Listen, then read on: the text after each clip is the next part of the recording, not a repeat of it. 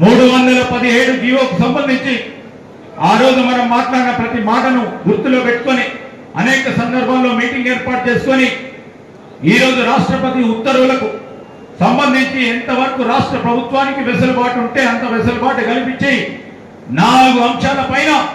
ఈరోజు భార్య భర్తలకు సంబంధించి మరి స్పౌస్ కు సంబంధించిన ట్రాన్స్ఫర్లే కానీ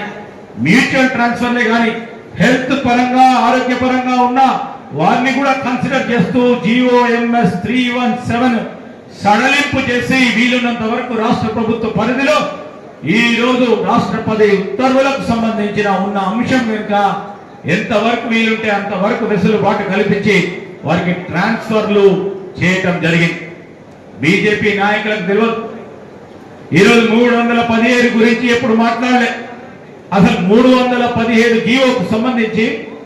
ఆ రోజు ఈ రాష్ట్రం అప్పుడు ఉన్న తెలంగాణ రాష్ట్ర సమితి ప్రభుత్వం జోన్ల వారి పరంగా ఏర్పాటు చేస్తూ ఉన్న సందర్భంలో అదే జోన్ల వారు ఏర్పాటు చేసి టిఆర్ఎస్ పార్టీ ప్రభుత్వం కేంద్రానికి నివేదిక పంపిస్తే ఆ నివేదికను ఏ విధంగా ఉందో అదే దాన్ని ప్రెసిడెన్షియల్ ఆర్డర్ గా వారు పత్రాలు ఇప్పించి పంపిస్తే రాజా పత్రాలు అయి ఈ రోజు అందరికీ కూడా ఇబ్బందికరమైన పరిస్థితుల్లో వారు నెట్టే బీజేపీ టిఆర్ఎస్ 2 పార్టీలు కలిపి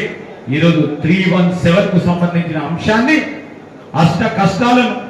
మరి తీసుకొస్తే మేము దాన్ని సడలింపు చేసి వీలున్నంత వరకు మా పరిధిలో ఉన్నంత వరకు ఈరోజు మరి రాష్ట్రపతి ఉత్తర్వులకు వ్యతిరేకంగా పోలేము కనుక రాష్ట్రపతి ఉత్తర్వులకు సంబంధించి మన జోనల్ కేటగిరైజేషన్ కూడా ఏ విధంగా చేయాలి అనే ఒక సూచన పరంగా చీఫ్ సెక్రటరీ గారితోని ప్రతిపాదనలు పంపించే కార్యక్రమం చేస్తున్నాం.